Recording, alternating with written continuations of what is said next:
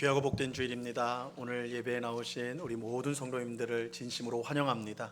오늘도 우리의 예배를 받으시는 주님께서 우리 모든 성도들의 심령 가운데 그 바라고 소원하는 모든 것들을 하나님의 뜻 가운데 응답하여 주시는 복된 시간이 될 수 있기를 간절히 축원합니다. 이 시간 우리 예배하기 전에 우리 성도님 간에 반갑게 인사 나누겠습니다. 앞뒤 좌우로 보시면서 사랑합니다, 축복합니다 이렇게 인사 나누시기 바랍니다. 우리 모두 그 자리에서 일어나서 11월 7일 주일 2부 예배를 우리 하나님 앞에 드리도록 하겠습니다. 다 같이 묵도하시겠습니다.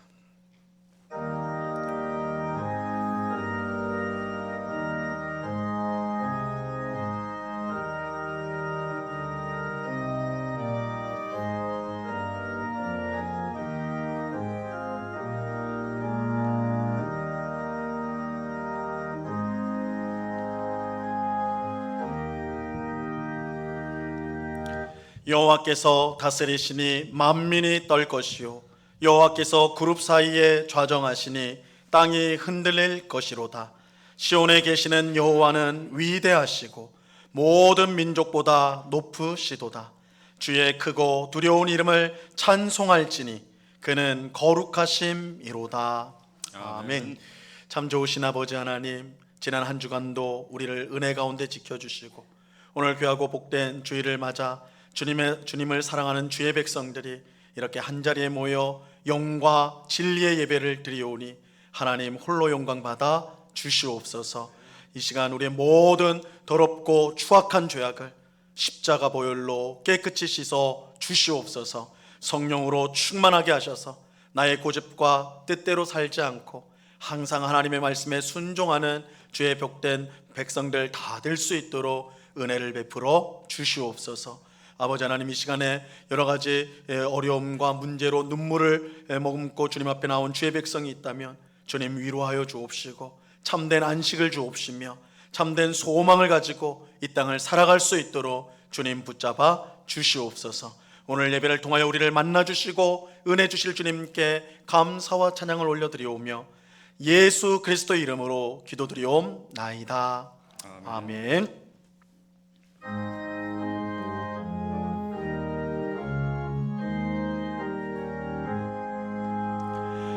만복의 근원 하나님, 온 백성 찬송 드리고 저 천사여 찬송하세. 찬송 성부 성자 성령.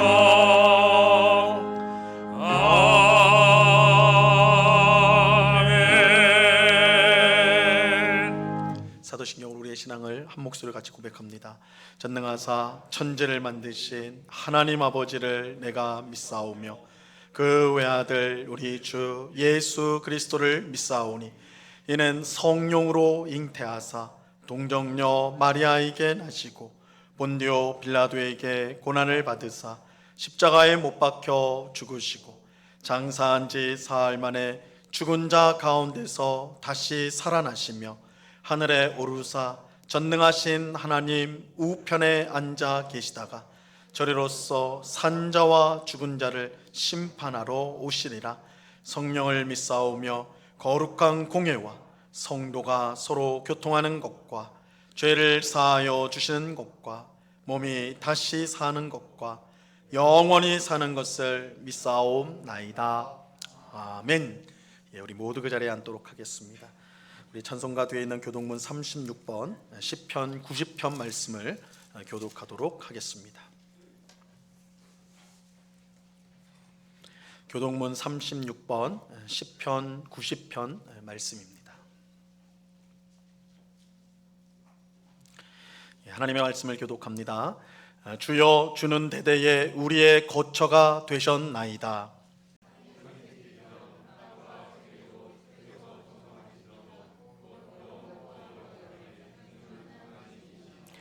주께서 사람을 티끌로 돌아가게 하시고 말씀하시기를 너희 인생들은 돌아가라 하셨사오니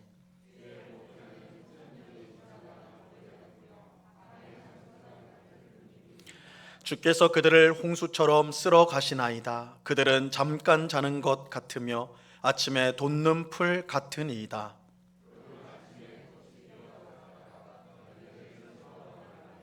우리는 주의 노에 소멸되며 주의 분내심에 놀라나이다.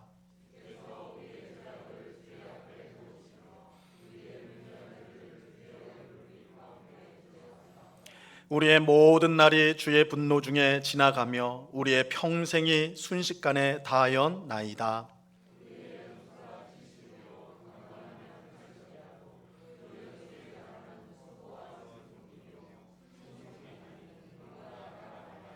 누가 주의 노여움의 능력을 알며 누가 주의 진노의 두려움을 알리이까?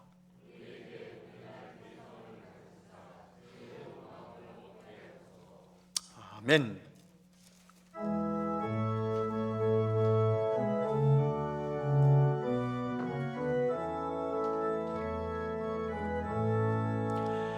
주가 세상을 다스리니 그 위엄이 넘쳐나고 그의 나라와 주의 영광 온 하늘에 가득하다. 저 흉악한 마귀의 무리 다 멸망케 하시는 주 찬양을 주께 드리니 큰 영광을 받으소서. 주가 권능의 손으로서 이 세상을 창조하니 그의 놀라운 창조 솜씨 만 백성이 경탄하네. 저 하늘의 별들도 모두 주 영광을 나타내요. 늘 돌보아 주시는 주께 큰 영광을 돌립니다. 주가 세상의 피조물을 인간에게 다 맡기고 순종하라는 말씀으로 그 권위를 주셨도다. 온 땅 위에 주님의 위엄 늘 넘치며 가득하니 그 나라와 주님의 영광 온 천하에 찬란하다.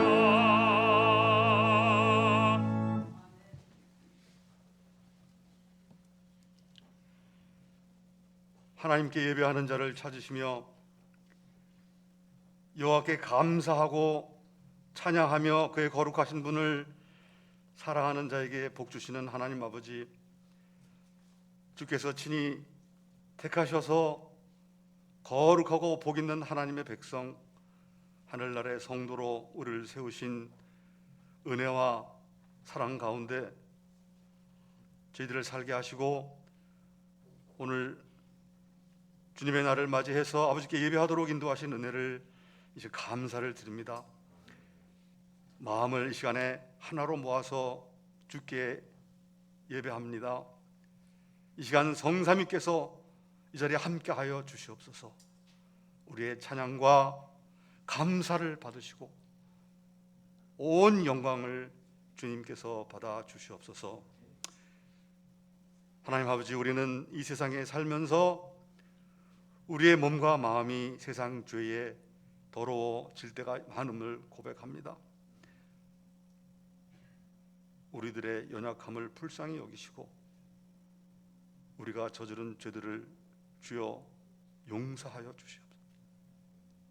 하나님, 예배를 통해서 크신 은혜를 받게 하시고 우리의 마음이 변화되고 새롭게 되게 하시고 정말 귀한 아버지의 자녀로 잘 다듬어져 가도록 인도하여 주시옵소서. 하나님, 무엇보다 우리에게 성령이 충만하게 되도록 인도하여 주시옵소서. 우리는 연약하고 보잘것없지만 하나님은 우리의 힘이 되시고 능력과 지혜가 되시오니 아버지 자녀로 세우셨사니 자녀답게 살도록 우리의 믿음을 보살펴 주시옵소서. 각자의 삶의 현장에서 늘 형통하게 하여 주시고 질병과 가난과 사탄의 유혹에 빠지지 않도록 주님 인도하여 주시옵소서. 우리가 늘 깨어서 기도하게 하시고 시험을 당해도 넘어지지 않도록 돌보아 주시옵소서. 하나님께서 우리에게 항상 충만히 베푸시는 그 은혜를 늘 즐겁고 기쁘게 간증하며 살아가도록 주여 인도하여 주시옵소서. 하나님 아버지, 11월입니다. 코로나로 인해서 교회 모임 제한이 일부 해제되어서 주일 오후를 제외한 모든 집회가 가능하게 하시니 감사를 드립니다. 아버지, 조속히 주일 오후도 함께 예배하는 복을 허락하여 주시옵소서. 그리하여 성도 간의 사랑의 교제도 회복하여 주시고 주께서 주신 직분을 귀하게 여겨서 한 해를 잘 마무리하도록 인도하여 주시옵소서. 하나님, 자라는 자녀들에게 믿음을 주시고 대학 진학을 위해 수능을 앞두고 있는 자녀들을 또한 기억하여 주시기 원합니다. 아버지, 이 나라가 차기 대통령을 뽑는 과정에 있습니다. 하나님이여, 진정으로 국민 앞에 겸손해서 이 나라의 번영과 평화를 이룰 수 있는 지혜와 능력 있는 인물이 세워지도록 주께서 인도하여 주시옵소서. 환절기에 우리 성도님들 건강을 지켜주시고 그 가정과 기업이 풍성한 복을 받도록 인도하여 주시옵소서. 팬데믹으로 복음을 전하는데 어려움을 당하고 계시는 모든 선교사님들도 하나님께서 늘 풍성한 은혜를 내려 주시고 그 하시는 모든 일들을 형통하게 하여 주시옵소서. 이 시간 말씀을 주시기 위해서 담임 목사님을 세우셨사오니 성령 하나님께서 함께하여 주시옵소서. 오늘 예배를 통해서 우리 주님 홀로 영광 받으시옵소서. 예수 그리스도 이름으로 기도드립니다. 아멘.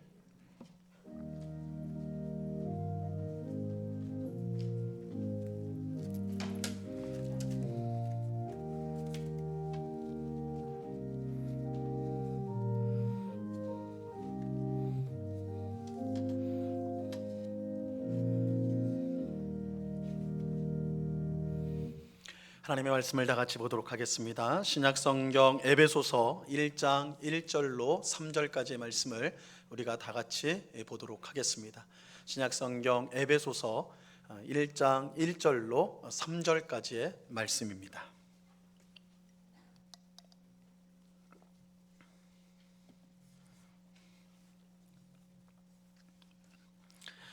에베소서 1장 1절로 3절까지의 말씀, 이 시간 하나님께서 우리에게 주시는 말씀입니다. 하나님의 말씀을 들으시기를 바랍니다. 하나님의 뜻으로 말미암아 그리스도 예수의 사도된 바울은 에베소에 있는 성도들과 그리스도 예수 안에 있는 신실한 자들에게 편지하노니, 하나님 우리 아버지와 주 예수 그리스도로부터 은혜와 평강이 너희에게 있을지어다. 찬송하리로다. 하나님 곧 우리 주 예수 그리스도의 아버지께서 그리스도 안에서 하늘에 속한 모든 신령한 복을 우리에게 주시되. 아멘. 이 시간에 호산나 성가대 찬양으로 하나님께 영광을 돌리겠습니다.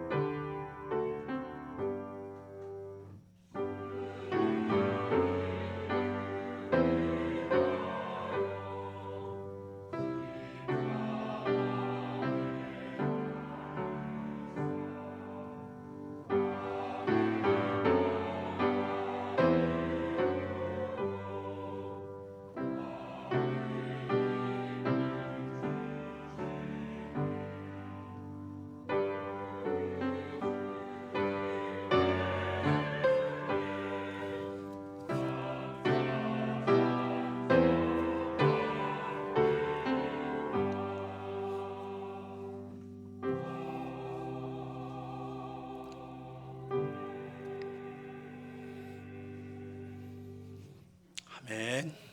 귀한 찬송 우리 하나님께서 기뻐 받으실 줄 믿습니다. 오늘부터 우리가 에베소서 말씀을 차례로 살펴보도록 하겠습니다. 이 에베소서는 사도 바울이 에베소 교회에 보낸 편지입니다.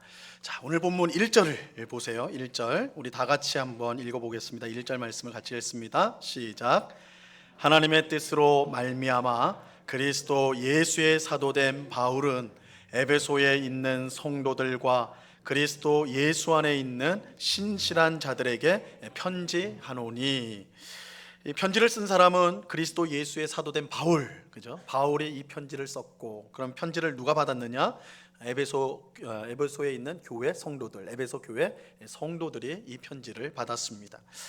이 에베소 교회는 바울이 소위 말하는 제3차 선교 여행 때 세워진 교회입니다. 바울은 약 3년 정도를 에베소에 머물면서 활발한 선교 활동을 전개하였어요. 그의 에베소 선교 사역이 얼마나 왕성했는지 사도행전 19장에 잘 나타나 있습니다. 그래서 바울이 에베소에서 교회를 복음을 전하고 또한 교회를 개척하는 일들이 사도행전 19장에 있는데 우리가 시간상 지금 다 읽어볼 수가 없어요. 그래서 숙제로 드립니다. 오늘 예배 마치고 집에 가셔서 식사하시고 사도행전 19장을 한번 꼭 읽어봐 주세요. 근데 이제 사도행전 19장을 읽어보면 사도 바울이 정말 이 에베소 지역에서 왕성하게 선교 활동을 하나님의 말씀을 잘 전했다라는 것을 우리가 알 수가 있는데, 몇 가지로 보면 이 19장 10절, 사도행전 19장 10절입니다. 뭐라고 말씀하냐면 두 해 동안 이같이 하니 아시아에 사는 자는 유대인이나 헬라인이나 다 주의 말씀을 듣더라. 사도 바울은 에베소에 가서 한 3달 정도는 회당에서, 유대인 회당에서 복음을 전했고, 나머지 2년 동안은 두란노 소원이라는 곳에서 복음 말씀을 전했습니다. 그런데 얼마나 그 말씀을 열심히 전했고 또 사람들의 반응이 뜨거웠는지 뭐라고 말씀해요? 아시아에 사는 자는 유대인이나 헬라인이나 다 주의 말씀을 들었다. 굉장하지 않습니까? 아시아에 있는 모든 사람이 바울을 통해 복음을 다 들었대요. 물론 여기서 말하는 이 아시아는 오늘날 우리 개념으로 아시아가 우리나라도 아시아에 포함되어 있죠. 근데 그렇게 이제 넓은 의미의 아시아는 아니고 터키 지역을 소아시아라고 불렀습니다. 그 지역을 말하는데, 그렇다 하더라도 사도 바울이 에베소에 있는데 그 모든 아시아 지역의 사람들이 다 바울을 통해 복음을 들었다, 하나님 말씀을 들었다. 이거 대단한 거 아닙니까? 사실은 이제 좀 과장된 표현이겠죠. 그럼에도 불구하고 그렇게 이 에베소에서 말씀 사역이, 선교 사역이 굉장하게 이루어졌다라는 것을 우리에게 알려주는 말씀이라고 할 수가 있습니다. 또 이어지는 사도행전 19장 20절에 보면 이렇게 말씀합니다. 이와 같이 주의 말씀이 힘이 있어 흥왕하여 세력을 얻으니라. 이 사도 바울이 에베소에서 전한 말씀이, 이 하나님의 말씀이 힘이 있어가지고 아주 큰 권능이 나타났다. 큰 권능이 나타났다 말씀하고 있어요. 한 예로 에베소에서 활동했던 마술사들이요, 사도 바울이 전하는 말씀을, 복음을 듣고는 회개하였어요. 이 마술사들이 회개하는 역사가 일어났어요.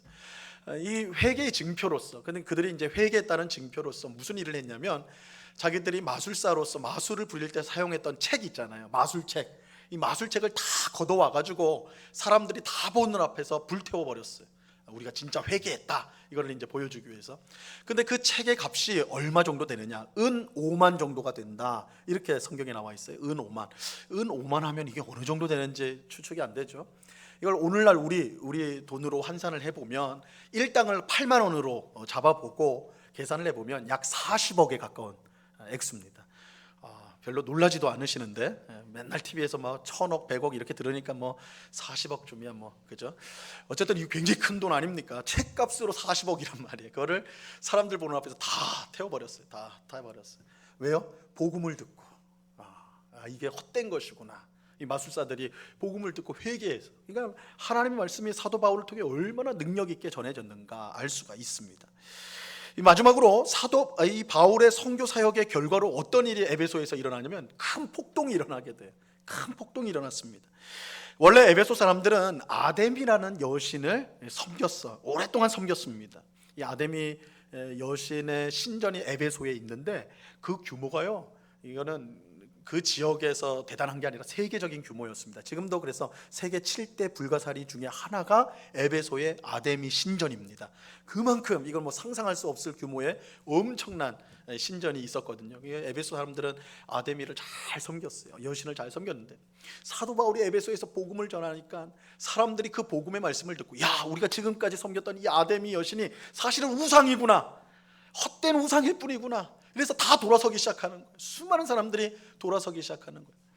그러니까 이 아데미 여신상을 만들어서 장사하면서 살았던 사람들, 뭐 아데미 신전의 뭐 사제들이나 뭐 이 종교 관계자들은 물론이고, 아데미 신상을 만들면서 장사했던 이 장사꾼들이, 야, 이대로 가다가 우리 다 굶어 죽겠다 해서 사람들을 선동해서 폭동을 일으킨 거예요. 폭동을 일으켰어요. 그들이 뭐라고 했냐면 사도행전 19장 26절과 27절에 보면 그들의 말이 이렇게 나와요.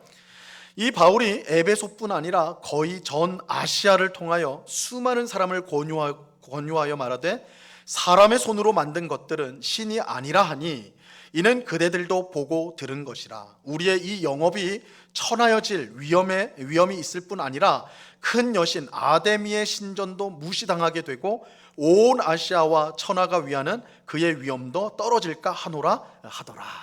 이게 무슨 말이에요? 사도 바울이 전하는 복음 때문에 많은 사람이 아데미 여신이 우상인 걸 알았다는 거예요. 그래서 이 아데미 여신의 위엄이 땅에 떨어지게 됐다. 온 아시아가 위하는 아데미 여신의 그 위상이, 그 존엄이 땅바닥에 떨어지게 됐다는 거예요. 우리 가만히 있으면 안 된다, 이렇게 이제 사람을 선동하는 거예요. 그만큼 사도 바울의 이 복음 사역이 엄청나게 열매 맺고 또 강력하게 전개되었음을 우리가 알 수가 있는 것이죠. 이처럼 사도 바울은 3년 정도를 이 에베소에 머물면서 왕성한 복음 전파 사역을 감당하였습니다. 그 결과 에베소 곳곳에 교회가 생기게 되었어요. 여러분, 에베소라는 지역은 굉장히 큰 도시였습니다. 그래서 당시 인구가 한 약 25만 명 정도로 추산이 돼요. 오늘날 따지면 뭐 우리 관악구보다도 작은데 뭐 큰 도시입니까? 이렇게 할지 모르겠지만, 이 에베소는 당시에 로마나 뭐 이런 아주 큰 도시들에 견줄 만한, 손가락에 꼽힐 만한 규모의 도시였어요. 굉장히 큰 도시였어요. 그러니까 이 교회가 한 곳만 이렇게 되어지는 것이 아니라 곳곳에 이제 가정의 교회들이 막 곳곳에 세워졌죠. 그러니까 이제 당연히 이 에베소 교회 성도들은 에베소 사람들이고 다 이방인들이었어요. 이 부분을 우리가 좀 주목해야 돼요. 대부분 이방인이었어요. 물론 유대인들, 소수의 유대인들도 진짜로 있었을 것입니다. 이 에베소에는 약 10% 정도의 유대인이 있었다라고 추정이 되는데, 그 중에도 소수의 사람들이 예수님을 믿고 이제 교회로 들어온 사람들이 있었겠죠. 아무튼 그럼에도 불구하고 대다수 90% 이상은 이방인으로 구성된 교회가 에베소 교회였어요. 이러한 사실은 사도 바울이 에베소 교회에 편지를 쓴 이유를 밝혀주는 것입니다. 에베소 교회 성도들은 사도 바울의 열정적인 선교 사역으로 하나님을 믿게 되었습니다. 그들은 복음을 듣고 회개하고 하나님을 믿음으로 구원을 받게 되었습니다. 그들이 구원을 받았을 때 하나님이 베푸신 놀라운 은혜에 크게 감격하였습니다. 그도 그럴 수밖에 없지요. 아데미 여신을 지금까지 섬겨왔고 온갖 수많은 우상을 섬겨왔는데, 그들이 갖고 있던 종교심이란 게 뭐예요? 신에게 잘 보이기 위해서 자신의 재물도 드리고 자신의 소중한 것, 자신의 생명도 다 뭔가를 드려야 되거든요. 그래야지 겨우 신의 은혜를 받을 수 있는, 겨우 뭔가 받을 수 있는 이런 종교 생활을 해왔는데, 바울이 전하는 복음은 완전히 달랐어요. 너희가 신을 위해서 생명을 주는 게 아니라, 바울이 전하는 복음에 의하면 하나님께, 이 세상을 창조하신 하나님께서 우리 죄인을 구원하기 위해 자기 아들의 생명을 우리에게 주었다. 하나님은 너희에게 뭘 요구하는 게 아니라 너희를 그저 불쌍히 여기시고 사랑하여 주셔서 너희를 구원하기를 원한다. 이게 바울이 전하는 복음이었단 말이에요. 그러니까 이거는 충격이 있고요. 에베소 사람들은 충격이, 뭔가 드려야 되는데, 뭔가 헌신해야 되는데, 뭔가를 해야지 은혜를 받을 수 있는데, 구원을 받을 수 있는데, 바울이 전하는 복음은 그게 아니란 말이에요. 너희가 이방인으로서 하나님의 진노 가운데 살았지만, 너희가 예수 그리스도를 믿기만 하면, 그 은혜를 입기만 하면 너희가 구원을 얻는다. 그래서 우리가 이제 에베소서 2장에서도 보겠지만, 이 구원은 하나님의 은혜의 선물이다. 이 복음을 듣고 완전히 이 에베소 사람들이 완전히 엄청난 감격을 받은 거죠. 이게 진짜 구원이구나. 이게 진짜 신이구나. 이 아데미 신이가 이 세상의 신은 가짜고 진짜 하나님 예수 그리스도의 하나님이 진짜구나. 그래서 그 구원을 받고는 엄청난 감격을 했어요. 그러나 우리도 이제 경험해 봐서 알지만 이 구원을 받았을 때 강렬했던 그 감격이요, 시간이 흐르면서 어떻게 됩니까? 점점 흐릿해지죠. 그죠? 여러분 한번 생각해 보세요. 여러분이 구원 받았을 때, 여러분이 구원 받았다는 것을 알았을 때, 깨달았을 때 그 가지게 됐던 감격, 감동이요, 얼마나 대단했습니까? 그죠? 모든 것이 새로워 보이고 모든 삶이 기쁨이고 감사였는데, 근데 그것이 시간이 흐르면서 10년, 20년 지나면 그 감격이 어디 갔는지 다 사라져 버리고 이 형식적인 신앙생활을 하는 자신을 발견하게 된다고요. 이 에베소 교회 성도들이 그랬어요. 그러니까 시간이 지날수록 그 흐릿해지는 거예요. 근데 이 에베소 교회 성도들은 더 그럴 수밖에 없는 게, 제가 처음에 뭐라고 말씀드렸습니까? 에베소 교회 성도들은 다 이방인들이었다. 그러니까 이들은 원래 성경도 몰랐던 사람이에요. 하나님 말씀도 모르고 하나님을 어떻게 예배해야 될지도 모르고 어떻게 하는 게 하나님을 기쁘시게 하는 것인지를 몰랐던 사람이에요. 물론 바울의 3년 동안의 사역을 통해서 많은 것들을 배우긴 했지만 그 배경 자체가 기초가 없던 사람들이에요. 그렇죠? 그러니까 시간이 흐를수록 쉽게 그 믿음이 점점점 무너지게 되는 거예요. 더욱이 그들이 살고 있었던 환경은 그들을 더욱 힘들게 만들었어요. 그들이 살던 에베소 도시는 아데미 여신을 믿는 사람들로 가득 차 있었어요. 그런 환경 속에서 하나님만이 참신이고 예수님만이 유일한 구원자라는 사실을 믿는 것은 그리 쉬운 일이 아니었습니다. 당연히 에베소 교회 성도들은 시간이 지날수록 그 믿음이 연약해졌어요. 성도들이 주일날 교회는 우리처럼 다 이 교회는 오지만 나머지 일주일의 삶을 어떻게 살아요? 나머지 에베소 다른 이방인 사람들처럼 이방인과 같이 똑같이 사는, 하나님 믿기 이전의 삶으로 돌아가 버리는 거예요. 그래서 사도 바울이 바로 이 이유로 에베소서를 쓰고 있는 것입니다. 이 에베소서는 이러한 상황들, 처음에 하나님의 놀라운 구원을 받고 그 감격 속에 살다가 시간이 흐름에 따라서 점점 그 신앙이 후퇴되어지고 결국은 이방인의 삶으로 다시 돌아간 그 에베소 교회 성도들에게, 첫째는 그들이 받은 구원이 얼마나 영광스러운가 그것을 깨닫게 하고, 둘째는 이방인의 삶으로 다시 돌아가서는 안 되고 하나님 앞에서 새로운 사람으로 살아야 된다를 가르치기 위해서 바울이 쓴 편지가 바로 에베소서입니다. 자, 이 두 가지 내용이요, 에베소서를 바치고 있는 두 기둥이에요. 두 핵심입니다. 그래서 여러분 에베소서가 어떤 내용입니까? 라면 딱 이 두 가지를 기억하십니다. 첫째는 구원, 하나님 우리에게 주신 구원이 뭐냐? 또 한 가지는 그 구원받은 백성이 어떻게 이 세상에서 살아야 되느냐. 이게 두 기둥이에요. 그래서 에베소서는 또 정확하게 이 두 기둥을 가지고 반반씩 설명을 해요. 그래서 이게 참 이해하기가 좋아요. 에베소서 1장부터 3장까지는 무슨 내용이에요? 구원에 관한 내용이에요. 구원에 관한 내용. 그리고 나머지 4장부터 6장까지는 구원받은 하나님의 백성이 어떻게 살아야 되는가, 그 내용을 다루고 있습니다. 그런데 이러한 에베소서의 이 두 가지 핵심은요, 그 당시 에베소 교회 성도들에게만 필요했던 것이 아니라 오늘 우리에게도 동일하게 중요하고 필요한 것입니다. 우리 또한 에베소 교회 성도들처럼 구원의 감격을 잊어버리고 세상 사람들과 다를 바 없는 그런 삶을 살아갈 때가 많기 때문입니다. 옆에 있는 사람 볼 거 없고요, 내 자신을 한번 생각해 보시면 우리가 하나님 앞에 구원받은 백성으로 이 자리에 나와 있지 않습니까?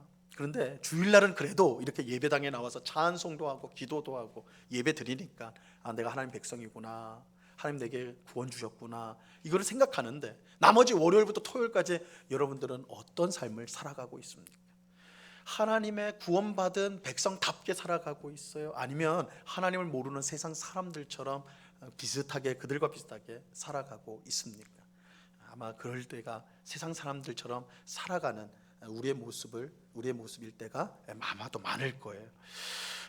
이것은 이 일은 단순히 우리의 어떤 특별한 문제가 있다기보다는 우리가 받은 구원이 얼마나 영광스럽고 얼마나 복된 것인지를 우리가 잊어버렸기 때문에 그렇다라고 말할 수가 있습니다. 여러분, 이 에베소서의 두 기둥은요, 사실은 아주 긴밀하게 연결이 돼 있어요. 긴밀하게 연결되어 있습니다. 우리가 구원받은 백성이라면 이 구원받은 백성이란 걸 분명히 안다면 구원받은 백성답게 살아갈 수밖에 없는 거예요. 왜냐하면 이 구원이라는 것은 신분이 바뀌는 것이기 때문입니다. 이 마치 거지가 자신의 원래 신분이 왕자였다는 사실을 안 후에는 다시는 거지로 돌아갈 수 없는 것과 마찬가지예요. 우리 이 거지 왕자 뭐 이런 거 많이 얘기 있지 않습니까? 그죠? 자신의 진짜 신분이 무엇인지 안 사람은 이전의 삶으로 돌아갈 수 없는 거예요. 우리가 받은 구원이 무슨 의미인지를 분명히 아는 사람은 그 이전의 삶으로 돌아갈 수 없다라는 것이죠. 이것을 거꾸로 말하면 우리가 하나님을 믿는 성도임에도 불구하고 왜 세상 사람들과 똑같이 살아가느냐?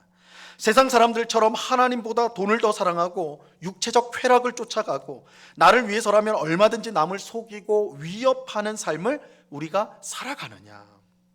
우리가 받은 구원의 영광을 알지 못하기 때문에, 우리가 구원받은 사람이라는 것을 제대로 깨닫지 못하기 때문에 그 삶의 모습이 그렇게 드러난다는 것이에요. 여러분, 우리가 앞으로 에베소서를 살펴보면서 분명하게 확인하게 되겠지만 우리가 받은 구원은요, 단순히 지옥에 갈 우리가 천국에 가게 되었다 정도를 뜻하는 것이 아닙니다. 제가 이와 비슷한 말씀을 굉장히 좀 말씀을 드렸는데 이건 너무너무 중요하기 때문에 계속 반복할 수밖에 없어요.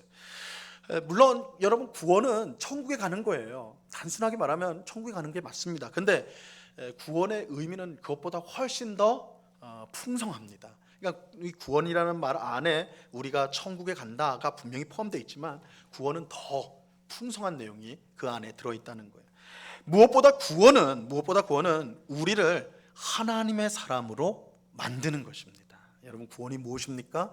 우리가 하나님의 사람이 되는 것입니다. 하나님의 사람으로 신분이 변화되는 것입니다. 여러분, 이것을 모르면 구원을 제대로 이해하지 못한 것입니다. 이것은 하나님께서 애굽에서 종살이하던 이스라엘 백성을 구원한 것에서 우리가 분명히 알 수가 있습니다. 우리가 잘 아는 것처럼 이스라엘 백성은 애굽에서 무려 400년 동안 종살이를 하였습니다. 그야말로 자자손손 종이었어요. 종노릇을 하였어요. 얼마나 힘들었을까? 얼마나 괴로웠을까요? 여러분, 한번 생각을 해보세요. 우리가 그냥 성경을 읽을 때 400년 종살이했구나, 뭐 그랬겠구나, 이 정도 생각하기 쉬운데 이걸 이입을 좀 한번 해보자고요. 이 400년의 세월이라는 건 어떤 세월이냐면, 우리 할아버지가 종이었고, 우리 부모님도 종이고, 나도 종이고, 내 자녀도 종이고, 앞으로 태어날 손주도 종이어야 되는 게 400년간의 종살이에요. 그럼 여기에 무슨 소망이 있습니까? 무슨 희망이 있습니까? 이거 끔찍한 거예요. 400년의 종살이라는 것은 굉장히 끔찍한 거예요. 마치 이건 뭐 살아도 산 사람이 아닌 지경인 것이죠. 하나님께서 이처럼 절망적인 삶을 살아가는 이스라엘 백성을요, 불쌍히 여기시고 모세를 보내어 그들을 구원하여 주십니다. 그런데 하나님께서 이스라엘 백성을 구원하셨다고 할 때 그것은 단지 그들을 종살이하던 애굽에서 건져내서 약속의 땅 가나안 땅으로 집어넣었다 정도가 아니에요. 그것이 전부가 아닙니다. 우리가 만약에 구원이 지옥에서 꺼내서 천국에 넣는다, 이 정도 의미라면 이스라엘 백성도 마찬가지였을 거예요. 가나안 땅에서 건져내서 어디로 넣어요? 바로 약속의 땅 가나안으로 집어넣으면 돼버리는 거예요. 그죠? 그러나 우리가 성경을 보면 알게 되듯이 애굽에서 나오자마자 어디로 갑니까? 가나안 땅으로 바로 가지 않아요. 어디로 가죠? 시내산으로 가요. 시내산으로. 하나님께서 시내산으로 이스라엘 백성들을 이끌고 가십니다. 이 시내산으로 데려가 가지고 뭘 하시냐면, 하나님이 이스라엘 백성과 언약을 맺으세요. 언약을 맺으시는데, 그 언약의 내용이 뭐냐? 이거는 좀 암기를 하셔야 돼요. 이 성경의 언약은 굉장히 중요합니다. 나는 너희의 하나님이 되고, 그러니까 하나님이 이스라엘 백성에게 나는 너희의 하나님이 되고 너희는 내 백성이 되리라. 이게 성경에 나오는 언약이에요. 언약. 하나님께서 애굽에서 종살이하던 이스라엘 백성을 딱 데리고 와가지고 시내산에서 나는 너희의 하나님이 되고 너희는 내 백성이 되리라. 이전에는 너희가 바로의 애굽 왕의 종이었는데, 그리고 너희는 애굽 왕의 백성이었는데, 이제는 나의 백성이고 하나님의 백성이고 나는 너희의 하나님이 될 것이다. 이게 언약이에요. 언약을 맺었어요. 근데 이것을 결혼 비유로 바꾸면, 여러분, 언약이라는 것은 가장 잘 알 수 있는 게 결혼식이에요. 결혼식은 100년 가약을 맺는다, 언약을 맺는다 이렇게 말하지 않습니까? 언약이 결혼 용어거든요. 그래서 결혼의 용어로 바꾸면 뭐예요? 나는 너희의 신랑이 되고, 하나님께서 우리에게 그런 거예요. 나는 너희의 신랑이 될 것이고 너희는 나의 신부가 될 것이다. 이게 시내산에서 하나님이 이스라엘 백성을 불러와서 하신 일이에요. 여러분, 이것이 구원의 핵심적인 내용입니다. 구원은 단순히 천국에 들어가는 것이 아니라 우리를 하나님의 사람으로 만드는 거예요. 우리를 하나님의 사람, 하나님의 자녀, 하나님의 백성, 하나님의 신부로 만드는 것이 구원이에요. 구원이에요. 그러니까 내가 구원을 받았다, 내가 구원을 받았다라는 것은 야, 내가 이제 천국에 가게 되었다, 그 정도 의미가 아니라 내가 이 땅에서 이미 하나님의 사람, 하나님의 백성, 하나님의 자녀, 하나님의 신부가 되었다라는 거예요. 하나님은 시내산에서 언약을 맺음으로 이스라엘 백성을 자기 백성으로 삼으셨습니다. 그리고 이제 하나님의 백성이 된 이스라엘 백성이 어떻게 살아야 될지를 알려주세요. 언약만 맺으시고 끝난 게 아니라 야, 너희가 이제 내 자녀가 됐거든, 내 백성이 됐거든, 그럼 어떻게 해야 돼요? 내 백성답게 살아야죠. 신분이 바뀌었으면 그 신분에 바뀐 삶을 살아야 되는 거예요. 그래서 주신 것이 십계명으로 대표되는 율법을 주신 겁니다. 여러분, 성경에 나온 율법은요, 착하게 사는, 선하게 사는 데 사용되어지는 도덕 계명이 아닙니다. 여러분, 도덕적인 계명이 아니에요. 이제 십계명을 포함한 이 율법 말씀은 철저하게 하나님의 백성이 된 사람들이 어떻게 이 땅을 살아야 되는가, 그것을 가르치는, 그러니까 선하게 도덕적인 계명이 아니라 성경적 용어로 말하면 거룩한 계명이에요. 여러분, 거룩이란 말 우리 많이 쓰죠? 거룩이란 말이 뜻이 뭐냐면 하나님의 것으로 구별된다는 뜻이에요. 거룩이란 말은 하나님의 것으로 구별된다. 하나님이 계명을 주신 이유는 거룩한 백성을 만들기 위해서. 내 백성, 야, 너희 내 자녀야. 애굽 왕의 자녀가 아니야, 백성이 아니야, 내 백성이야, 내 자녀야, 내 신부야. 그러니까 내 백성답게, 내 신부답게 살아야 돼. 그래서 주신 것이 이 율법이란 말이에요. 율법. 그리고 하나님은 율법과 함께 또 주신 것이 있는데 성막을 주세요. 성막을 주세요. 이 성막은 하나님께서 이스라엘 백성과 만나는 장소예요. 만나는 장소예요. 그래서 이 만나는 장소라는 뜻으로 회막이라는 말을 씁니다. 여러분, 성경을 보면 어떨 때는 성막이라고 그러고 어떨 때는 회막이라고 그러는데, 성막은 그야말로 거룩한 텐트, 거룩한 천막이고, 회막은 만남의 텐트라는 거예요. 만남의 텐트. 하나님과 그의 백성이 만나는 곳이에요. 근데 왜 만나요? 왜 만납니까? 하나님이 신랑이 되시고 우리가 신부가 되기 때문에 만나야 돼요. 이스라엘 백성이 신부가 되기 때문에 만나야죠. 신랑 신부는 만나야 되는 거예요. 하나님이 이스라엘 백성과 내가 너희의 하나님이고 너희는 내 백성이라고 했으니까 하나님과 그의 백성이 만나야 되는 거예요. 만나야 되는 거예요. 그래서 회막이 있는 거예요. 이렇게 보면 회막은요, 일종의 신랑 신부가 같이 사는 신방과 같아요. 그러니까 여러분, 회막, 성막은요, 신방이에요. 신랑과 신부가 만나는 곳이에요. 같이 사는 곳이란 말이에요. 이처럼 애굽에서 나와 가나안 땅에 들어가는 것, 지옥에서 나와 천국에 들어가는 것도 구원이지만, 하나님의 사람, 하나님의 백성, 하나님의 신부가 되는 것도 구원이에요. 그러니까 이 구원이란 거 안에 이 내용이 다 들어가 있단 말이에요.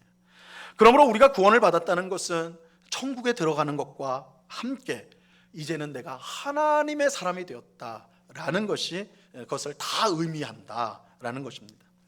그래서 구원을 받은 것을 제대로 깨달은 사람은요, 그 삶이 변화될 수밖에 없어요. 그렇잖아요. 내가 하나님의 사람이잖아요. 하나님의 자녀잖아요. 하나님의 신부잖아요. 하나님의 신부라는 걸 알면서도 세상의 엉뚱한 거, 돈을 신랑으로 삼고 세상의 좋은 것들, 쾌락을 신랑으로 삼고 그렇게 살 수 없잖아요. 내가 하나님의 신부이기 때문에, 그게 구원이기 때문에. 그렇죠? 구원을 받은 사람은 하나님의 백성다운 삶을 살아갈 수밖에 없는 것입니다. 여러분, 이것이 사도 바울이 하나님을 믿기 전 이방인의 삶으로 다시 돌아가려는 에베소 교회 성도들에게 구원을 먼저 설명하는 이유예요. 여러분, 한번 생각해 보세요. 지금 문제는 뭐라고 그랬어요? 에베소 교회 성도들이 신앙생활을 하다가 이전에 이방인의 삶으로 돌아가는 게 문제라고 그랬잖아요. 우리가 이 문제만 딱 생각해 보면 에베소서는 처음부터 끝까지 야, 너희 그렇게 살면 안 돼. 왜 이방인처럼 살아? 너희는 하나님 백성답게 이렇게 살아야 돼. 이렇게 말하면 되잖아요. 그런데 그렇게 하지 않고 에베소서의 절반을 뭐에 쏟아요? 구원에 대해서. 왜 그래요? 자기 신분이 뭔지를 분명히 아는 거, 자기가 구원받았다는 게 무슨 뜻인지를 분명히 알아야 그 삶이 변화되기 때문에, 그래서 사도 바울은 먼저 구원이 무엇인지에 대해서 설명하고 있는 거예요. 그 다음에 4장부터 이제 성도가 어떻게 살아야 되는가, 이렇게 이제 내용이 나오는 겁니다. 자, 에베소서 4장 17절 말씀인데요. 4장 17절 같이 한번 읽어볼까요? 이 말씀 시작. 그러므로 내가 이것을 말하며 주 안에서 증언하노니 이제부터 너희는 이방인이 그 마음에 허망한 것으로 행함같이 행하지 말라. 그러니까 사도 바울이 이 말씀이 원래 하고 싶었던 말씀이에요. 그런데 처음부터 안 하고 4장에 가서야 말하는 거예요. 4장에 가서 너희 이방인의 삶으로 다시 돌아가면 안 돼, 이 말을 하고 싶었단 말이에요. 근데 왜 처음에 안 하고 1장부터 안 하고 4장에 말하는 거예요? 이거는 구원이 무엇인지 알아야지만 이게 되기 때문에, 이 삶이 되기 때문에 그렇게 말하는 것입니다. 이어지는 4장 24절에 보면요, 이렇게 말씀합니다. 4장 24절, 하나님을 따라 의와 진리의 거룩함으로 지으심을 받은 새 사람을 입으라. 이 말씀은 너희가 구원을 받지 않았느냐, 그렇다면 너희는 이미 어떤 사람이라고요? 새 사람이라고요. 너희가 신분이 바뀌었어. 너희는 하나님의 백성이야, 하나님의 신부야. 너희는 새 사람이 되었어. 그럼 어떻게 살아야 돼? 새 사람으로 살아야 돼. 하나님의 신부처럼 살아야 돼. 이 말씀을 하고 있는 것입니다. 그래서 이렇게 이제 에베소서의 구조 자체가 1장부터 3장까지가 구원을 설명하고 4장부터 6장까지가 그 구원받은 백성의 삶을 이렇게 설명하고 있는 것입니다. 우리가 이러한 내용들을 이제 계속해서 구체적으로 살펴보겠습니다. 자, 사도 바울이 이제 편지를 시작하면서 본격적으로 우리가 편지를 보면 에베소 교회 성도들에게 인사를 한 후에, 그죠? 내가 이 편지를 쓴다, 이 편지는 에베소 교회 성도들을 향한 것이다, 이렇게 하고 하나님과 그리스도 예수 안에서 안에 있는 은혜와 평강이 너희에게 있기를 바란다, 이렇게 문안 인사를 해요. 이렇게 한 다음에 곧바로 뭐를 설명해요? 구원에 관한 얘기를 해요. 구원에 관한 얘기. 지금 사도 바울의 마음은 막 이 다른 거 얘기할 틈이 없어요. 너희 날씨는 좋니? 너희 중에 아픈 사람은 없니? 그거 물어볼 틈이 없어요. 지금 급한 게 뭐예요? 너희가 받은 구원이 얼마나 은혜롭고 복된 것인지를 다시 깨달아야 돼. 그래서 구원에 대한 내용으로 바로 들어가요. 그런데 우리는 바울이 어떤 마음으로 구원에 관해 말씀하는지를 주목할 필요가 있어요. 물론 우리가 직접 사도 바울로부터 음성을 듣는다면, 이 자리에 바울이 와가지고 딱 편지를 읽어준다면 그의 심정이 어땠을지, 막 이걸 말하는 막 그의 분위기라든지 말투라든지 뭐 이거를 좀 이해하기가 좋을 텐데, 우리는 2000년 전에 쓰여진 이 글밖에 볼 수가 없기 때문에 바울이 어떤 심정으로 이 말을 할까, 그건 이해하기가 쉬운 건 아니에요. 하지만 그럼에도 불구하고 우리가 조금만 주의를 기울여서 말씀을 우리가 이제 주목해서 보면 이 구원에 관해 설명하는 이 바울의 마음을 느낄 수가 있어요. 바울은 1장 3절부터 14절까지 하나님이 우리에게 베푸신 구원을 설명해 주고 있습니다. 그런데 무슨 딱딱한 학자처럼 아주 딱딱하게 설명하는 게 아니에요. 뭐 이 요소가 이렇게 있고 첫째, 둘째, 셋째 뭐가 있고 결론은 이거다, 이런 식으로 하지 않습니다. 이런 식으로 하잖아요. 사실 이 3절부터 14절은 구원을 설명하는데 설명문이라기보다는 더 정확히 말하면 이건 찬송이에요. 찬송시입니다. 찬송이라고 할 수 있어요. 자, 오늘 보면 3절 말씀을 한번 다시 보죠. 3절을 우리 한번 읽어보도록 합니다. 3절을 같이 읽겠습니다. 시작. 찬송하리로다 하나님 곧 우리 주 예수 그리스도의 아버지께서 그리스도 안에서 하늘에 속한 모든 신령한 복을 우리에게 주시되. 자, 사도 바울이 무슨 말로 시작을 해요? 찬송하리로다.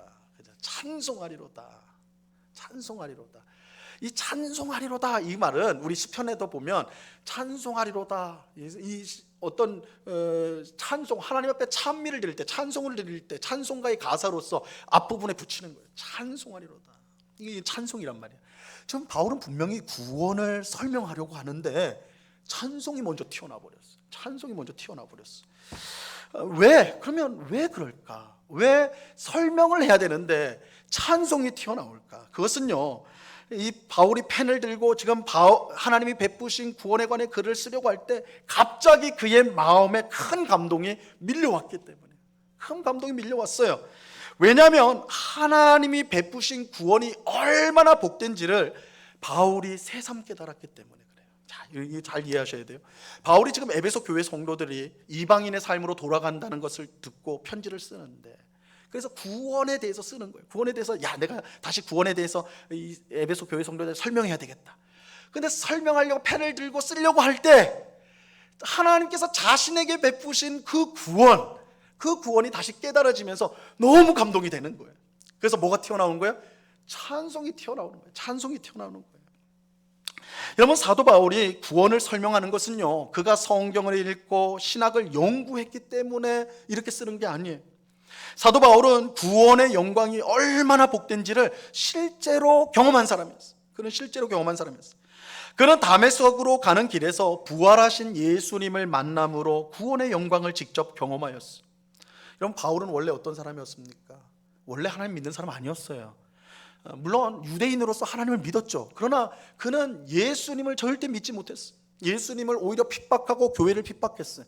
예수가 신성 모독자라고 생각을 했어요. 그래서 잔인하게 교회를 핍박하고 성도를 핍박했던 게 바울이었어요. 바울은 다메섹으로 갔는데, 다메섹으로 가는 것도 교회를 핍박하기 위해서 가는 거예요. 가는 건데, 그때 그 길에서 누구를 만나요? 부활하신 예수님을 만나는 거예요. 부활하신 예수님. 그럼 바울이 어떤 생각을 했겠어요? 부활하신 예수님을 만났고 구원을 받았을 때 어떤 생각을 가졌겠어요? 어떻게 나 같은 자에게 예수님이 용서를 베풀고 나에게 구원을 주실까? 왜요? 사도 바울은 예수님 믿는 사람을 죽이려고 했고 예수님을 믿는 교회를 핍박했던 그 사람이에요. 이 세상에서 가장 큰 죄를 지은 사람이 바울이잖아요. 근데 부활하신 예수님은 그런 바울을 직접 만나주시고 그를 구원으로 인도하셨어요. 바울에게 구원은 이론이 아니에요. 바울에게 구원은 그야말로 하나님의 은혜 그 자체예요. 그 구원으로 말미암아 바울의 삶이요 180도 변합니다. 180도로 변해요. 완전히 변해버립니다. 그런 바울이기에 지금 에베소 교회 성도들에게 구원에 관해 설명하려고 할 때 먼저 자신의 마음에 큰 감동이 밀려오는 거예요. 내가 받은 구원이 얼마나 놀라웠는지 그게 다시 생각났기 때문이죠. 여러분, 이 바울이요, 이 지금 글을 쓰면서 얼마나 감격했는지를 알 수 있는 증거가 있어요. 그는 구원에 관해 말을 시작하면서 먼저 찬양으로 시작했어요. 그래서 제가 이미 말을 했죠. 찬양으로 시작했어요. 찬송하리로다. 그저 말로 설명할 수 있는 그런 게 아니에요. 구원이라는 것은 바울에게 있어서 말로 설명할 수 있는 게 아니에요. 이거는 찬송이 동반돼야 되는 거예요. 찬송의 찬송. 구원을 생각하면 찬송이 저절로 나오는 거예요. 또 다른 증거가 있었어요. 또 다른 증거. 우리 3절부터 14절까지 1장 3절부터 14절까지가 구원에 관한 찬송인데, 우리 성경에는 여러분이 한번 꼼꼼히 살펴보시면 네 문장으로 구성되어 있어요. 네 문장으로 되어 있거든요. 그런데 성경 원어인 헬라어, 그러니까 사도 바울이 헬라어로 썼거든요. 쓸 때 그 헬라어 문장으로 보면 한 문장이에요. 한 문장. 굉장히 긴 문장이에요. 그러니까 3절부터 14절까지 한 번도 쉬지 않고 쭉 가는 거예요. 마침표가 없어요. 왜 그럴까요? 여러분, 사람이요 감동이 되면, 사람이 막 하고 싶은, 너무 막 이 감동이 충만해서 말을 하면 어떤 현상이 일어나요? 말이 끝나지가 않아요. 너무 감동돼가지고 말이 계속 술술술 나오는 거예요. 그죠? 지금 사도 바울이 다 그거예요. 그러니까 우리가 이 에베소서 1장 3절로 14절의 구원에 관한 말씀을 볼 때에 우리가 바울의 심정을 우리가 좀 느낄 필요가 있어요. 바울이 이게 너무 자신에게 베푸신 구원이 너무 감격스럽다 보니까 찬송으로서 찬송하리로다 시작하면서 14절까지 한 번도 쉬지 않고 쭉 가는 거예요. 너무 감동이 됐어요. 여러분, 우리는 바울처럼 하나님이 주신 이 구원을 생각할 때, 은혜의 구원을 생각할 때, 구원의 은혜를 생각할 때 이런 벅찬 감격과 감사가 있습니까? 여러분, 우리는 어떤가요? 사도 바울은 지금 자신이 받은 구원을 생각하면서 글을 쓰고 있는데 너무 감동해가지고 찬송이 흘러나오고 글을 그칠 수가 없는 거예요. 다 이렇게 했단 말이에요. 구원의 감격이 그렇게 컸어. 근데 오늘 우리는 어떠냔 말이에요. 오늘 예배하는 우리는 어떻습니까? 여러분은 여러분이 구원받았을 때를 생각하면서, 구원을 받았다는 것을 알았을 때 그때를 기억하면서 이런 감격과 이런 벅찬 마음이 아직 우리 마음 가운데 있습니까? 여러분, 있어요? 하나님께서 나 같은 죄인을 살리기 위해 독생자 예수님을 십자가에 못 박은 것을 생각할 때에 우리 입술에서 감사와 찬송이 나오냐고요. 예수 믿기 전에 온갖 죄를 지으면서도 뻔뻔하게 살던 우리가 이제 하나님의 백성이 되어 참된 평안과 기쁨을 누리며 사는 것을 생각할 때 우리 속에 진정한 감사가 흘러나오냐는 것입니다. 감리교를 세우고 이끌었던 요한 웨슬레 너무 굉장히 유명하죠. 근데 이 요한 웨슬레만 같이 이 감리교를 세우는 혼자 일한 게 아니라 그 동생 찰스 웨슬레가 같이 이 감리교 운동을 펼쳤어요. 근데 우리는 이제 그 형만 잘 알죠. 요한 웨슬레만 잘 아는데 그 동생도 굉장히 하나님 앞에 귀하게 쓰임 받았습니다. 근데 특별히 이 찰스 웨슬레는 뭘로 쓰임 받았냐면 찬송시로서 찬송시를 쓰는 것으로 이제 하나님 앞에 귀하게 쓰임을 받았어요. 수많은 찬송시를 지어서 이 감리교 부흥 운동을 이끌었던 지도자가 찰스 웨슬리입니다. 근데 그가 지은 찬송 중에 우리 찬송가에도 들어있는 곡이 있어요. 찬송가 23장인데 그 1절 가사에 보면 이렇게 고백을 합니다. 만 입이 내게 있으면 그 입 다 가지고 내 구주 주신 은총을 늘 찬송하겠네. 여러분 찰스 웨슬리가요 하나님이 주신 구원을, 이 사도 바울하고 똑같이 하나님이 주신 구원의 은총을 생각하다 보니까 내가 지금 사람은 다 입이 한 개니까 한 개로만은 이 부족한 거예요. 그래서 만약에 하나님이 내게 10,000개의 입을 주신다면 그 10,000개의 입을 가지고 다 뭘 한다고요? 구원의 은총을 노래하겠다라는 거예요. 10,000개를 주시고 100,000개를 주시고 100,000개를 주신다 할지라도 그 모든 입을 가지고 찬송할 건 뭐밖에 없다고요? 구원의 은총. 구원이 그만큼 큰 은혜란 찰스 웨슬리가 그렇게 고백하는 거예요. 이 고백이 그거예요. 내게 10,000개의 입이 있더라도 나는 구원의 은총만을 항상 찬송하겠습니다. 구원의 기쁨, 구원의 감격이 그만큼 크기 때문이에요. 여러분 혹시 우리 입에서 찬송이 그치지 않았습니까? 여러분 어떻습니까? 찬송이 그치지 않았나요? 더 이상 감사가 나오지 않지 않습니까? 대신 찬송이 나와야 되고 감사가 나와야 될 입에서 불평과 불만과 원망 이런 것들이 지금 흘러나오고 있지 않습니까? 물론 우리는 하나님 앞에 이렇게 핑계하죠. 하나님이 우리 기도를 안 들어주니까, 내 기도를 안 들어주시니까 이렇게 불평하고 원망한 거 아닙니까? 하나님 내 기도하는 대로 들어만 주신다면 내가 왜 불평하겠어요? 나는 감사만 하겠죠. 내가 이렇게 힘들게 사는데 하나님 제게 관심이 없잖아요. 무관심하잖아요. 그러니까 내가 불평하는 거예요. 내 모든 일이 이렇게 꼬인 것, 내 인생이 이렇게 꼬인 것은 전부 하나님 탓 아니에요? 하나님이 다 간섭하신다며요. 근데 내 삶이 이렇게 꼬인 거 보니까 그거 다 하나님 탓 아니에요? 내가 어떻게 하나님을 찬송할 수 있어요? 내가 불평하는 것이 당연한 거 아닌가요? 하지만 여러분, 우리 입에서 찬송과 감사가 멈춘 진짜 이유는 따로 있습니다. 따로 있어요. 우리가 구원의 은혜를 잊어버렸기 때문이에요. 하나님이 베푸신 구원의 은혜가 얼마나 크고 복된지를 우리가 잊어버렸기 때문에 우리의 입에서 찬송과 감사가 멈춰버린 거예요. 이것은 마치 자기가 낳아준 부모에게 사탕을 주지 않는다고 펑펑 우는 아이와 같아요. 여러분, 부모님의 사랑과 은혜는요, 사탕 따위와 비교할 수가 없어요.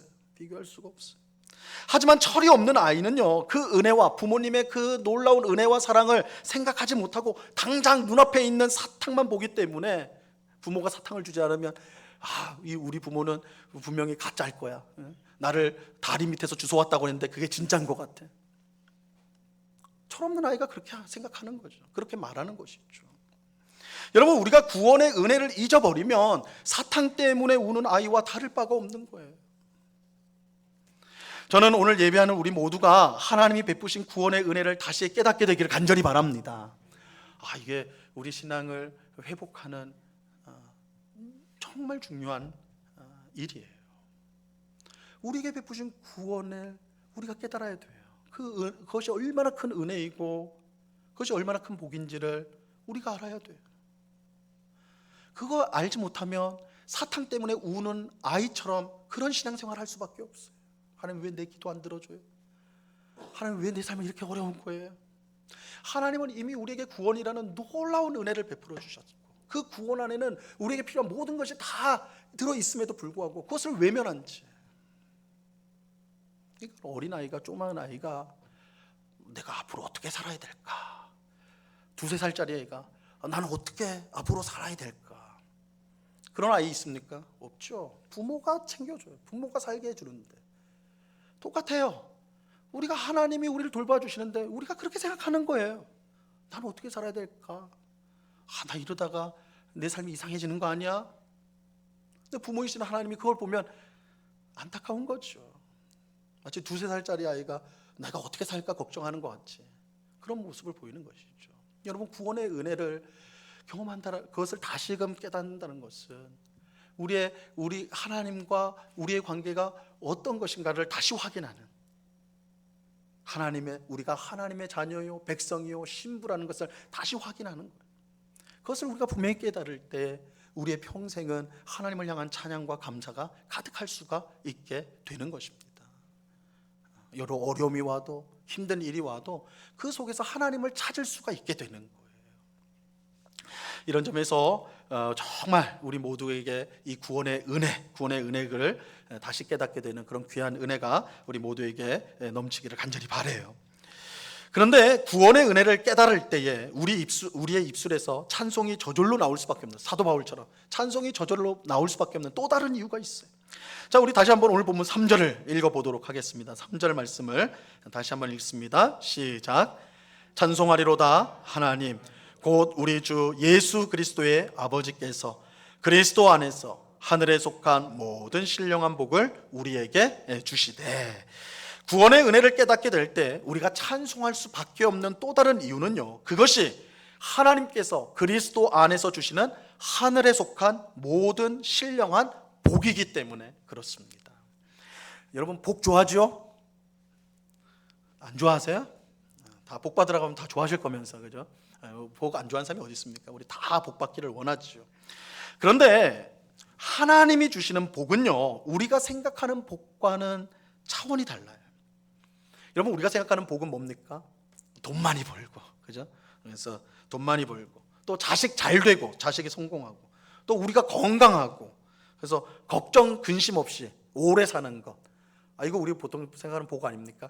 아마 여러분들이 기도하는 제목 중에 대부분이 이 안에 다 수렴이 될 거예요. 어느 표현이 좀 다를 뿐이지, 그렇죠? 우리가 보통 생각하는 복은 이런 복들이에요. 하지만 하나님이 우리에게 주시는 복은 우리가 간절히 바라는 이러한 복이요, 시시하게 보일 정도로 정말로 엄청난 복입니다. 하나님이 우리에게 주시는 복은 엄청난 복이에요.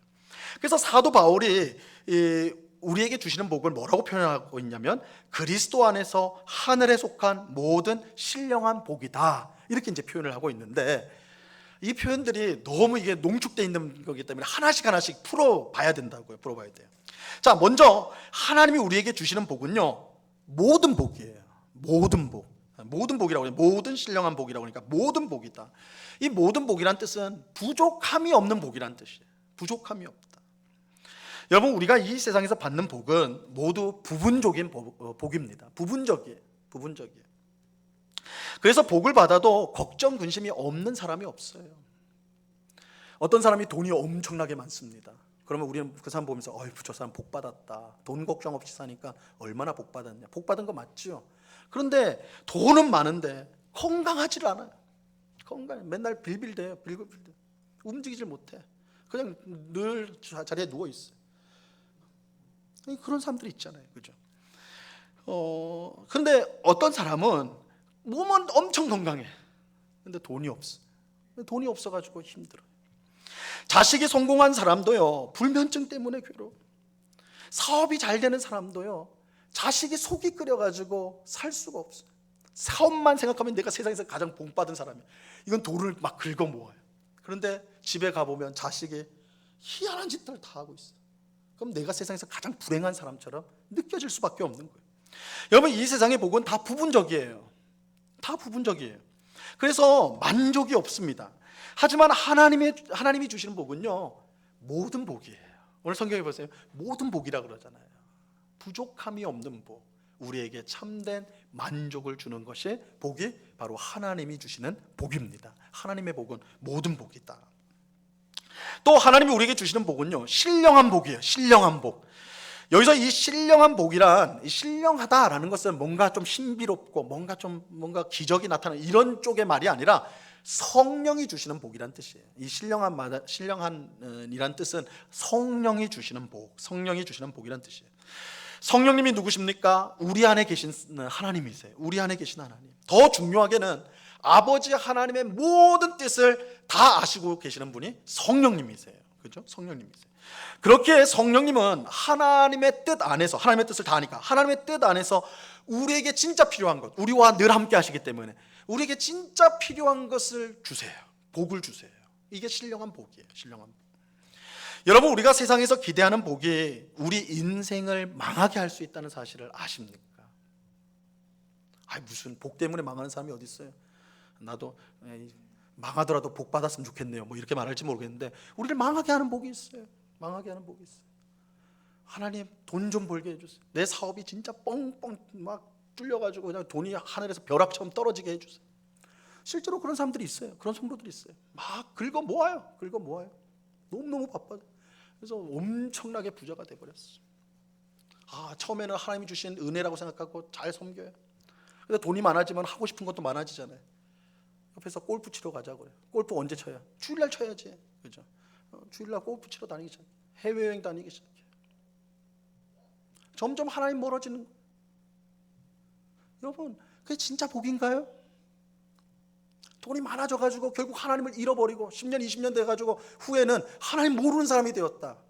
그 사람 진짜 복을 받은 걸까요? 아니요. 그건 재앙이죠. 하나님의 심판이죠.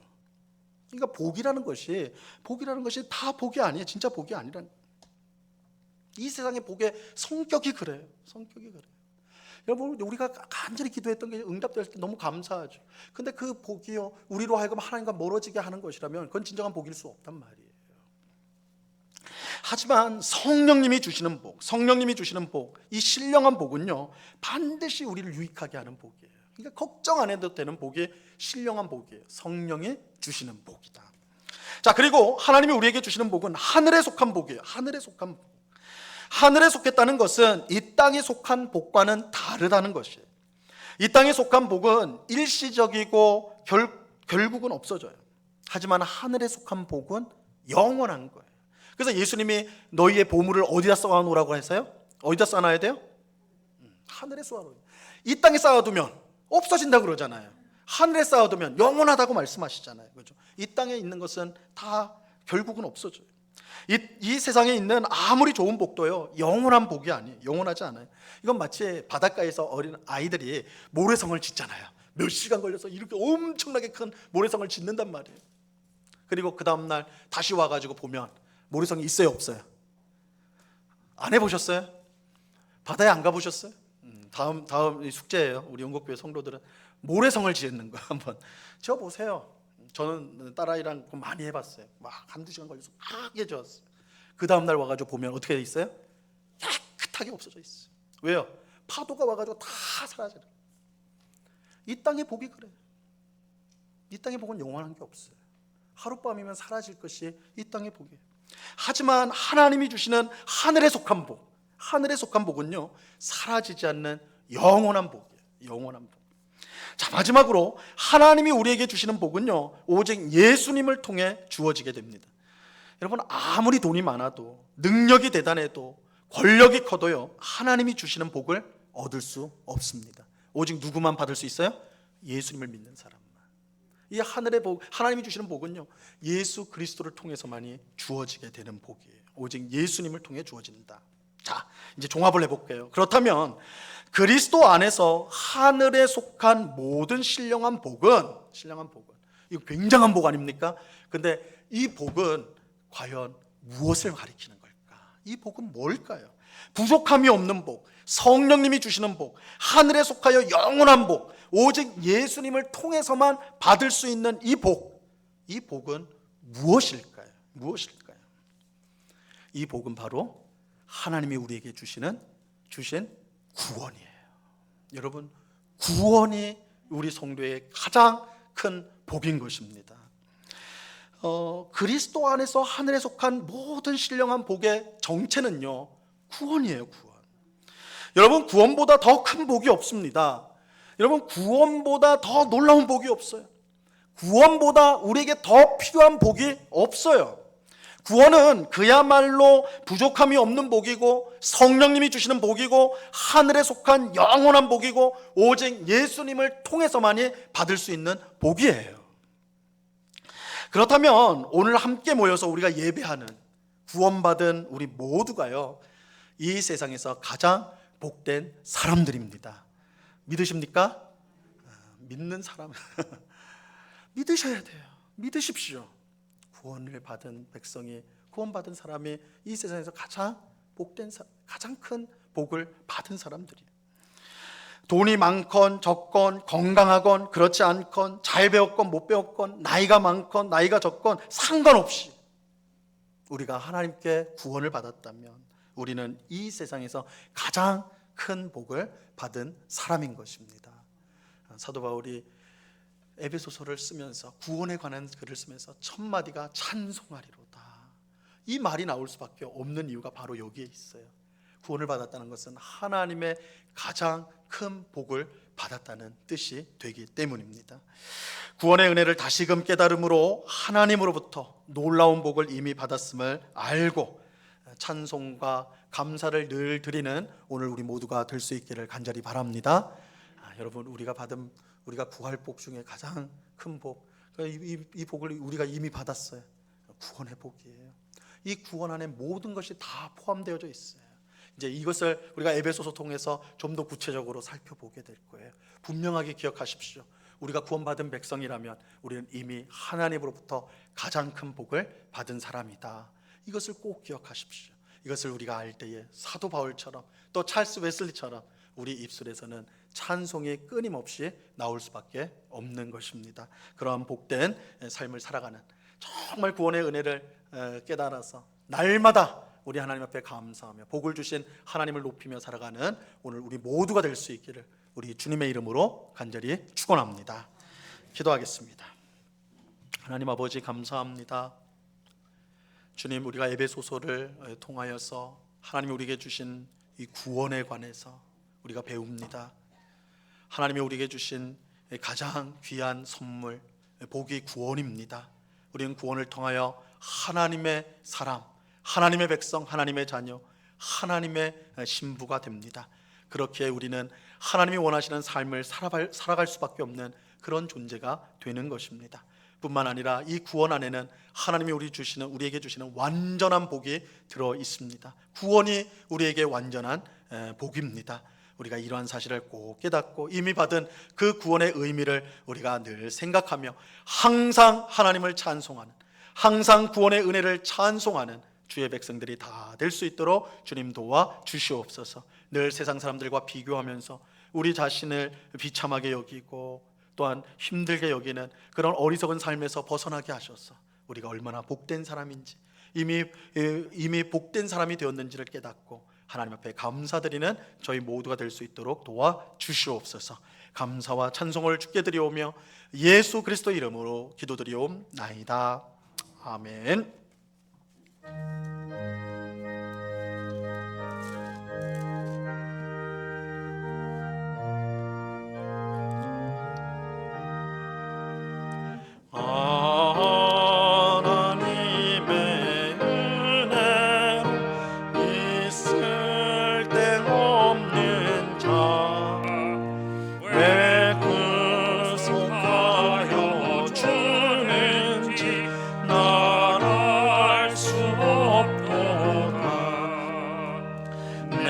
믿고 또 의지하는 내 모든 영원하시는 주님, 늘 보호해 주실 것을 나는 확실히 아네.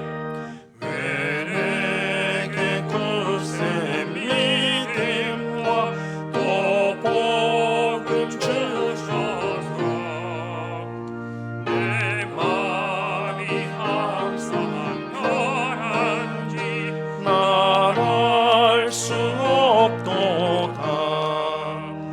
내가 믿고 또 의지하면 내 모든 영원하시는 주님, 늘 보호해 나는 확실히 아네. 왜 내게 성령 주셔서 내 마음 감동해. 주 예수 믿게 하는지 난 알 수 없도다. 내가 믿고 또 의지함은 내 모든 형편하시는 주님 늘 보호해 주실 것을 나는 확실히 아네. 주 언제 강림하실지 혹밤에 혹낮에 또 주님 만날 그 고통 난 알 수 없도다.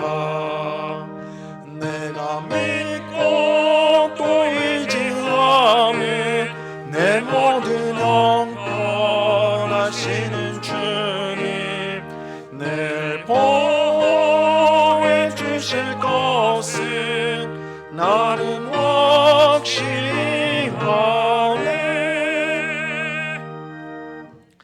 하나님께 감사를 드립니다. 범사에 감사합니다. 우리 안에서 행하시는 하나님, 구하는 것이나 생각하는 것을 넘치도록 채워 주옵소서. 건강 주심을 감사합니다. 범사에 감사를 드립니다. 기도하겠습니다. 하나님 아버지 감사합니다. 언제나 우리의 선한 목자가 되어 주셔서 늘 필요한 것을 채워 주시고 또한 사망의 음침한 골짜기 같은 그런 어려운 상황 속에서도 우리를 떠나지 아니하시고 항상 함께 하심으로 이길 힘을 주시고 또한 복된 길로 나아갈 수 있도록 인도하여 주시는 우리 주님께 감사와 찬양을 올려드립니다. 언제나 주님만 의지하는 주의 백성들 다 되도록 세상보다 크신 하나님, 내가 가진 문제보다 크신 하나님이심을 분명히 믿고 모든 것을 의지하고 맡겨드리며 믿음으로 살아가는 주의 백성들이 다 될 수 있도록 주여 붙잡아 주시옵소서. 하나님 베푸신 은혜에 감사하여서 이 시간 여러 명목의 헌금을 주님 앞에 드리오니 하나님 기쁘게 받아 주시옵소서. 이 헌금이 사용되어지는 곳마다 주님의 복음이 힘있게 증거되어지게 하시고 어렵고 힘든 이웃들을 돕고 살리며 주님의 몸된 교회를 든든히 세우는 데 쓰여지는 귀한 헌금이 될 수 있도록 하나님 역사하여 주시옵소서. 아버지 하나님, 이렇게 코로나가 조금씩 안정이 되어 가게 하심을 감사합니다. 여전히 우리가 조심하고 또한 주의를 기울여야 하지만 이렇게 우리가 함께 모여 예배하며 또한 성도의 교제를 나누게 하셨사오니 아버지 하나님, 하나님이 우리를 지켜주신 가운데 우리의 믿음을 더욱더 하나님 앞에 바르게 세우는데 우리가 더 헌신적으로 열심을 가지는 주의 백성들이 다 될 수 있도록 도와 주시옵소서. 아버지 하나님, 우리에게 주신 사명을 우리가 늘 기억하며 하나님을 잘 예배할 뿐만 아니라 또한 이웃과 또한 복음이 필요한 사람들에게 복음을 전하고 사랑을 전하는 일에 늘 힘쓰는 주의 모든 백성들 다 될 수 있도록 주님 꼭 붙잡아 주시옵소서. 언제나 우리와 함께 하시며 우리의 힘과 능력이 되시는 주님께 감사와 찬양을 올려드리오며 예수 그리스도 이름으로 기도드리옵나이다. 아멘. 교회 소식을 전하도록 하겠습니다. 주보 마지막 면을 모두 봐주시길 바랍니다. 우리 대면 예배가 이제 단계적 일상 회복 1단계에 따라서 수용 인원의 50%가 참여가 가능하게 되었습니다. 그래서 우리 교회 경우에는 한 번에 150명 가량이 들어와서 예배를 드릴 수가 있습니다. 그래서 교회에 따로 말씀하지 않고 자유롭게 예배에 참여하시면 되겠습니다. 다만 우리가 방역 수칙을 좀 철저하게 지키면서 마스크를 꼭 착용해 주시고 그리고 손 소독제를 잘 이용해 주셔가지고 그렇게 예배 교회에 오실 수 있기를 바랍니다. 우리 자리에 보면 스티커를 뗐어요. 1년 만에 스티커를 뗐는데 이제는 그렇게 이제 멀리 앉을 필요는 없고 그래도 딱 붙어서 앉으시면 안 되고 아무리 친하셔도 한 칸 정도는 띄어서 그렇게 한 자리 한 2분 정도만 앉으시면 되겠습니다. 오늘 2부 예배 후에 정기 재직회가 있습니다. 우리 재직회 참석은 재직의 의무입니다. 우리 꼭 참석해 주시기를, 재직들은 참석해 주시길 바랍니다. 우리 11월 셋째 주인 11월 21일이 추수감사주일입니다. 매년 11월 셋째 주를 우리가 추수감사주일로 그렇게 기념을 하고 있습니다. 이때 우리가 과일과 야채 등으로 강단을 장식하는데요. 감사함으로 헌물해 주시면 우리가 강단을 잘 장식하고 예배 마치고는 우리 이웃들, 어려운 이웃들과 우리 성도들에게 성도들을 섬기는데 이 드린 것을 헌물을 사용하도록 하겠습니다. 감사함으로 많이 참여해 주시기를 부탁을 드립니다. 당회 세례 문답 및 세례식이 있습니다. 우리 세례를 받는 분들을 당회가 문답을 하는데요. 11월 13일 토요일 오전 10시에 목회실에서 있게 되고요. 세례식은 다음 주일 2부 예배 시간에 있게 됩니다. 기억해 주시기 바랍니다. 수능 시험과 진로를 위한 기도회가 11월 18일 목요일 오전 9시에 1층 교육관에서 있게 됩니다. 우리 수험생 명단이 있는데 우리 기억해 주시고 기도해 주시길 바랍니다. 총회 광고입니다. 모든 기관 및 부서에서는 총회를 11월 안으로 해 주시고 그 결과를 사무실로, 교회 사무실로 알려주시기를 바랍니다. 2022년 사역 준비를 위한 교육자 수련회가 내일부터 화요일까지 1박 2일로 강원도 홍천에서 있게 됩니다. 우리 교육자들이 좋은 의논이 있도록, 성령의 인도함을 받는 의논을 할 수 있도록 기도해 주시길 바랍니다. 온라인 예배 헌금 안내 참고해 주시고요. 헌옷 수집을 합니다. 우리 교회에서 1년에 2번씩 헌옷 수집을 하는데요. 한 달 동안, 11월 한 달 동안 헌옷 수집을 합니다. 그래서 집에서 안 입는 옷을 교회로 가져오시면 우리가 모아서 그것을 팔고 그 판매 수익을 이 지역, 우리 보라매동의 어려운 이웃을 위해서 그 수익금을 전액 사용하게 됩니다. 이렇게 참여해 주시길 바라고요. 오늘 11월 첫째 주라서 책을, 추천도서를 소개합니다. 하룻밤에 읽는 종교개혁 이야기라는 책인데, 제가 종교개혁에 관한 책을 읽은 것 중에 가장 재밌으면서도 아주 핵심을 잘 요약한 재밌는 아주 책입니다. 그래서 제가 지난 한 달 동안 읽고 우리 교육자들도 다 읽었는데 같이 읽고는 이거 참 재밌다, 너무 또 핵심적으로 잘 요약을 했다, 이렇게 서로 이야기를 나눴습니다. 우리 교회, 우리 개신교도들은 종교개혁 이야기를 잘 알 필요가 있어, 역사를. 그래서 이번 한 달 동안 이 책을 통해서 많이 읽으시고 많은 유익을 받으시기를 바랍니다. 응곡가족 소식을 알려드립니다. 우리 안용수 집사님, 김영옥 집사님이 중랑구 명목동으로 이사를 하셨습니다. 우리 안용수 집사님은 좀 이사를 하셨고 먼데도 이렇게 예배에 오셨습니다. 그래서 먼 길 오시는데 하나님께서 지켜주시고 또 늘 우리 응곡교회 안에서 또한 귀한 은혜와 사랑을 받을 수 있도록 우리 같이 우리 안영수 집사님과 또 우리 김영옥 집사님을 위해서 기도해 주시기를 부탁을 드립니다. 예, 오늘 예배에 특별한 선물이 있습니다. 특별한 나가실 때 이 박스를 하나씩 받아가시는데, 이게 뭐냐면 우리 10월 첫째 주에 우리 교회 청년, 우리 교회에서 어릴 때부터 자라온 청년인 우리 김보라 자매가 우리 성도님들에게 너무 감사해가지고 교회에다가 결혼 답례품을 보내줬어요. 근데 굉장히 많이 보내줘가지고 우리 전성도들에게 나눠줄 만큼 보내줬습니다. 그래서 이 안이 궁금하실 텐데, 히말라야산 소금 하고 파슬리라고 하나요? 그건 또 어디 산 파슬리? 그래서 귀한 거예요. 귀한 거를 보내줬어요. 그래서 하나씩 가져가시면서 우리 보라 자매 새로운 가정을 위해서 기도도 해주시고 또 우리 청년들 기도도 해주시고 그렇게 해주시기 바랍니다. 나가실 때 하나씩 받아가시면 되겠습니다. 예, 우리 모두 그 자리에서 일어나서 찬송가 171장 1절을 같이 찬양하도록 하겠습니다.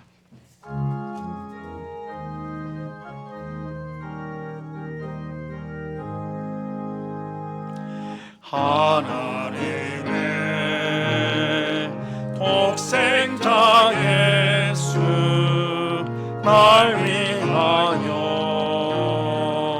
오시었네. 내 모든 죄 사시려고 십자가 지셨으나 다시 사셨네. 살아계신 주 나의 참된 소망 두려움이 사라지네. 사랑의 주의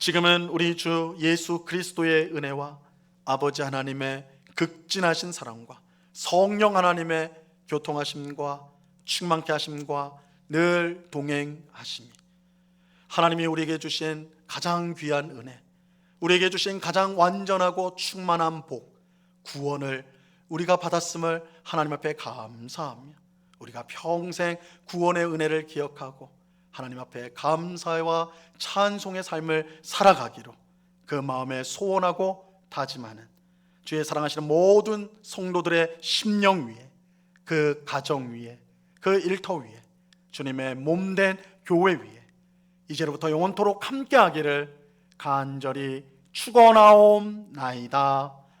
아멘.